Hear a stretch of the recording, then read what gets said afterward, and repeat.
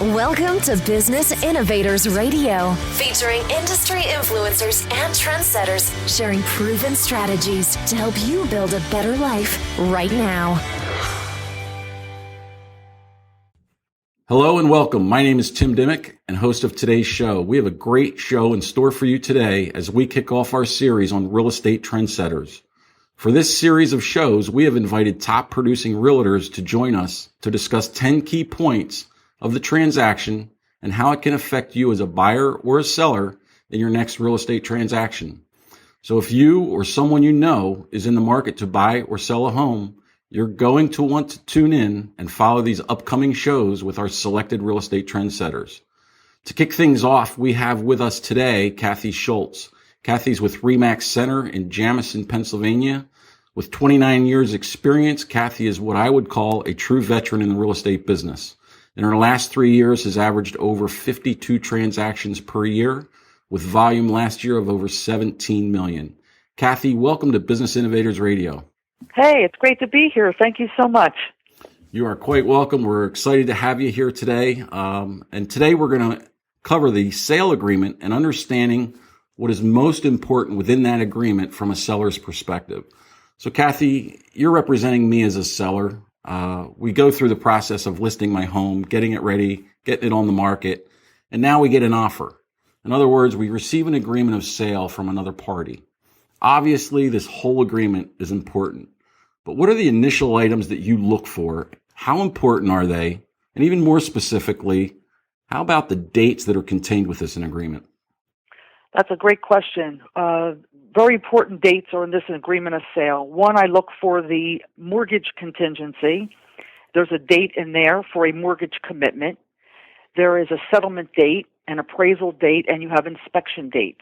They're most important to the seller because the longer the dates are out, the seller cannot accept another offer, and the buyer has an opportunity to walk from the deal. So I like the dates to be very short and attainable. Great. That's a great observation, obviously. And, there's many things that can arise in a short period of time. I know when you get into the inspections of the house, the appraisal and those type of things, if there's anything wrong, people want to back out of the deal. And the problem is most of the time you can work through those things.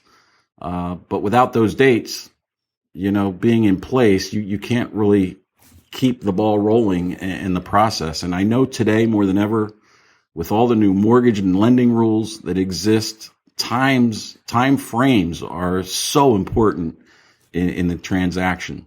Can you explain to me the mortgage commitment part of the agreement? Because I believe, this probably more than anything plays such a big role in having everything come together. Without the financing, nothing happens. So explain to me about the mortgage commitment. Yes, the mortgage commitment date in this kind of a market right now, a really good lender can get a commitment in 4 weeks. There are too many other agents that like to put it out 60 days, 90 days. It's too long. You need to get it done right away. You need to get the appraisal ordered right away, and you just need to get the ball rolling. Anything can happen. Buyers can lose their job. Buyers don't know to take out extra credit. They go buy things that they're not supposed to. All these things need to be explained, so at the end, when you get the commitment, you are truly going to settlement rather than getting the answer, sorry, you bought a washer and dryer, now you don't qualify, and there is no commitment date. Gotcha. Now, coming back to the commitment and the time frame that has to be met on that commitment, I'm sure one of the things that you probably look at as part of this agreement is, the financing end for that prospective buyer. Have they taken the necessary steps to be pre-approved? And if they have, I'm sure that shortens up that time frame. It's very important when I get an agreement of sale for any of my sellers is the first thing I do is look at the mortgage contingency, the mortgage commitment date, and the pre-approval letter that they should have from a lender. I then call the lender to make sure that their credit is good. They don't give scores out, but I want to know if their credit is good, if they verified the funds, that they truly have the funds to go to settlement. The mortgage commitment date for a seller is important. because whatever date is there, if you do not get a mortgage commitment date by that day, the seller can cancel the deal midnight of that same day. And that buyer could lose the house, especially if there was a backup buyer. So that date is very important to get that commitment on the day that the agreement states. Yeah, I would agree with that. How does this come into play in a situation where maybe the seller, in this case me, would receive multiple offers? You know, how do you look at that mortgage contingency section of the agreement in a case where there's multiple offers and compare and make the right choice or assist the client in making the right choice in which agreement to accept based on that mortgage contingency? Can that play a part? That plays a big role if there's more than one offer on the property. You go to the mortgage contingency, you look at the buyer's financial of both buyers, you look at whether they're going FHA, which is a government loan, USDA, which is a government loan. USDA is a 100% program. FHA, the buyer needs 3.5% to put down. Conventional, somebody could be putting 10% down, 20% down. That's a stronger offer. With somebody that's going conventional, especially when it comes down to the appraisal part of what they look for. So the advice I would be giving my seller would be the conventional deal over the government deal would be in your best interest. Okay. Yeah, and that makes, again, looking out for the seller, you're representing the seller is to obviously get that deal to the table. And it's not always about, $1,000 or $2,000 if the deal is going to fall apart on the other side. You hit a little bit on the seller's assist. What does seller's assist mean, and how much can a seller pay for the buyer or toward the buyer's closing costs? Okay, seller assist is a very important part of the agreement of sale, and mostly everybody does ask for seller assist. It depends on what kind of mortgage program you're going with, which will allow the seller to pay a certain amount of money by law. So if a buyer is going FHA or USDA, seller can pay up to the 6% of the purchase price in closing costs. Now, it usually isn't that much, but that's what they're allowed to pay. If they're going conventional and they're paying 20% down, seller can pay the 6%. It's a lot of money. They do ask for a lot of money, and that's where you negotiate. Most sellers will pay some portion of a seller assist if you give them what they're asking. As long as the house is priced right and it will appraise, if you give the seller what they're asking, they'll help out with seller assist. What a seller cannot do is pay more than what the closing costs are. And a lot of agents are asking for way too much money, not looking at the estimate of closing costs, and it comes down at the settlement table that the seller can't give that amount of money. Then the buyer gets upset counting on X amount of dollars, but they're not allowed to pay it if the costs aren't there. Wow, that's a very important point to make. And again, you representing the seller and the realtor that represents the buyer, obviously you need to have a pretty good knowledge of the mortgage products that are out there and the product in which the purchaser would be using.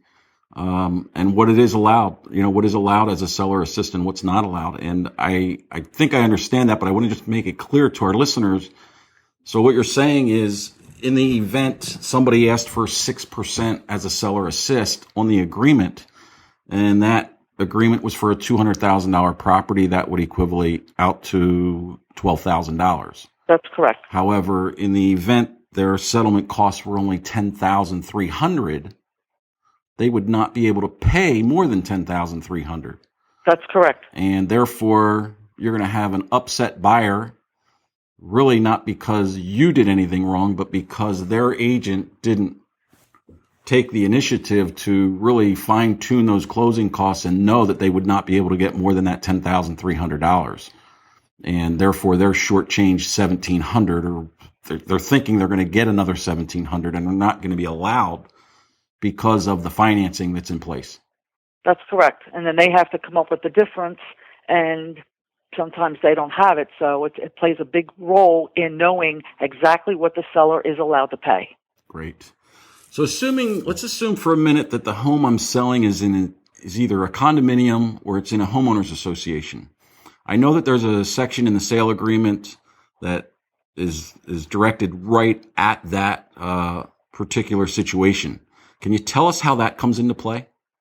Yes, that's very important. And when I list a home and I know it's a condominium or a townhouse or a planned unit development where there's association rules and regs, as soon as we get the agreement of sale, I have my sellers order those docs immediately. Up until the time the buyer receives them, they can get out of the deal. The buyer can just say, I changed my mind, and they get their money back. They also have 5 days after they receive them to review them. If there's anything in those rules and regs that they don't like, they can get out of the deal and they get their money back. So I like to get the rules and regs from my sellers to the buyer immediately so they can review them right away. So they're very important to get them ordered, paid for, and to the buyer as soon as possible. Again, that comes back to, obviously, if they walk away from the deal, you're back to square one. Is there a way that, and maybe this varies based on association, the association that's involved, but is there a way for the existing homeowner to get those rules and regulations ahead of time and actually be able to present them even faster? Sometimes that's very difficult to do because they have to pay for them and they don't have a name of a buyer. So the resale certificate that goes with the rules and regs or the 5407, they're going to get charged another fee if they have to go back to the association and now say, now I have a buyer. So sometimes it costs the sellers more money to do that. Okay. They also can't give them the old rules and regs. Some sellers have them from when they bought them. They don't count. Because if there was anything that changed, if there was an addendum of any kind, it isn't part of the new package to give to the buyer. Okay. So my suggestion would be to order them as soon as that agreement is accepted. Great. Now we get into home inspections, which I know can be certainly a challenge in today's market. People... Obviously, most sellers fill out, and I believe in Pennsylvania is a requirement to fill out a seller's disclosure. However, when people come to an agreement between the buyer and seller and they've got an inspection, they've chosen that option. The buyer has chosen that option in the agreement of sale. And I believe that is an option, correct? It's not a mandatory thing. It's an option. But today in the market, I believe most people are selecting to, in fact, get a home inspection. Tell us a little bit how that plays into the agreement, the timeline, and what happens, let's say, if, tell us a little bit about the home inspection issues that you face from time to time and how they can be dealt with. Yes, home inspection is a very big part of the agreement of sale. Every buyer, most buyers will always elect a home inspection radon termite. Some, if there is a septic system or a well, will elect a septic system inspection and or a water test. In the agreement of sale, it states 10 days from the acceptance of the agreement of sale that in 10 days they'll do whatever their inspections are. I like to keep it at the 10 days.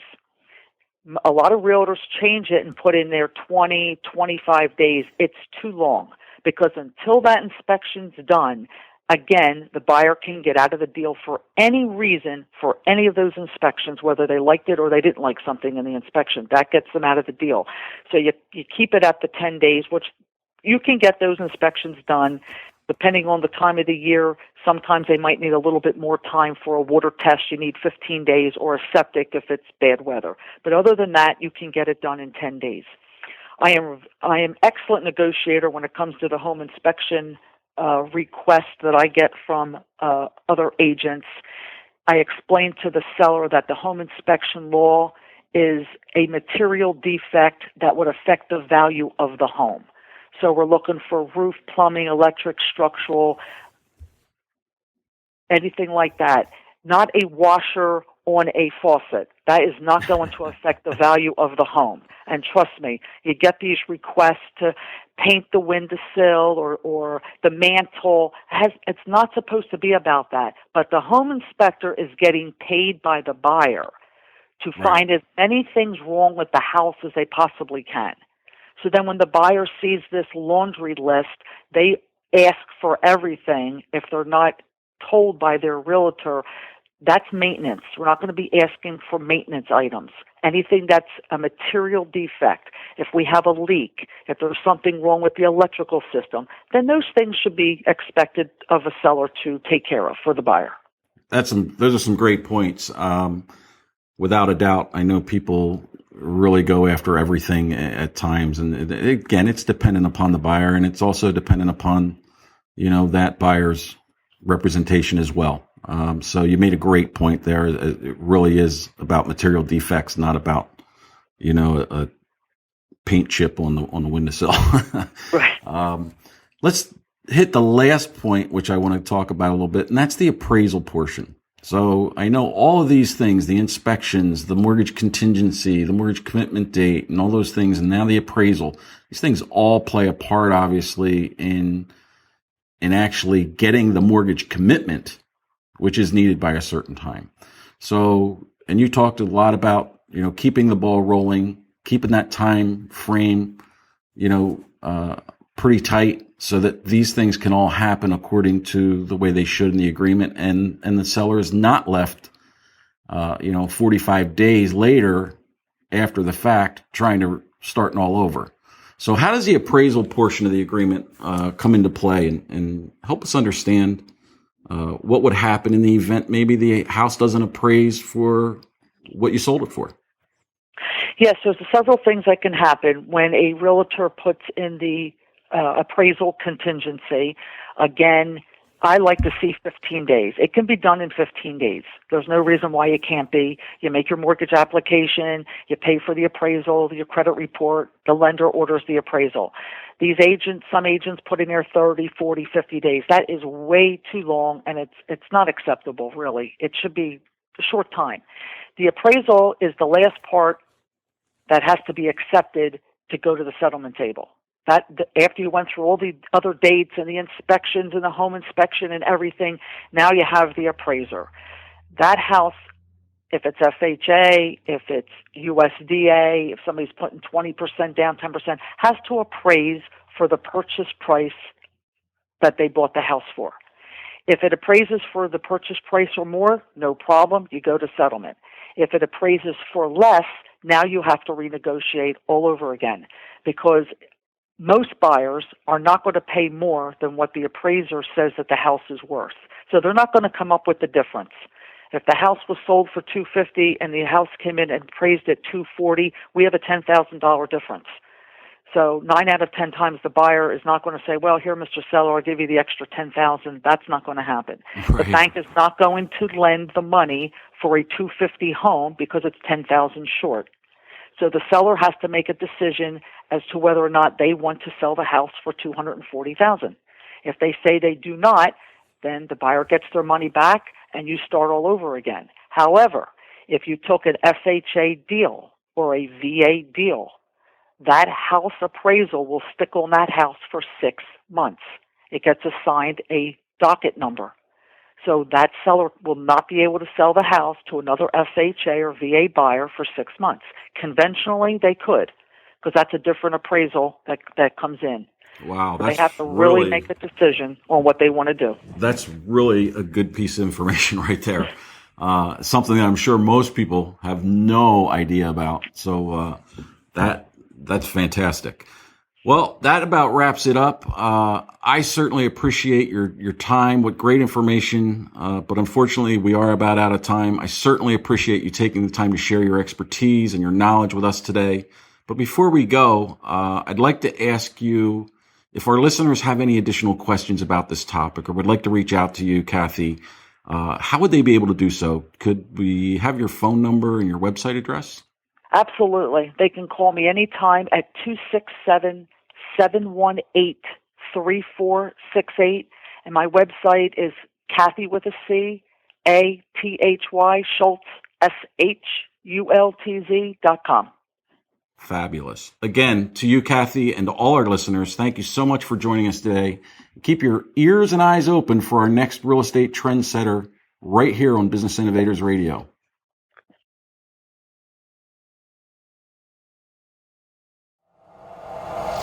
Thanks for listening to Business Innovators Radio. To hear all episodes featuring leading industry influencers and trendsetters, visit us online at businessinnovatorsradio.com today.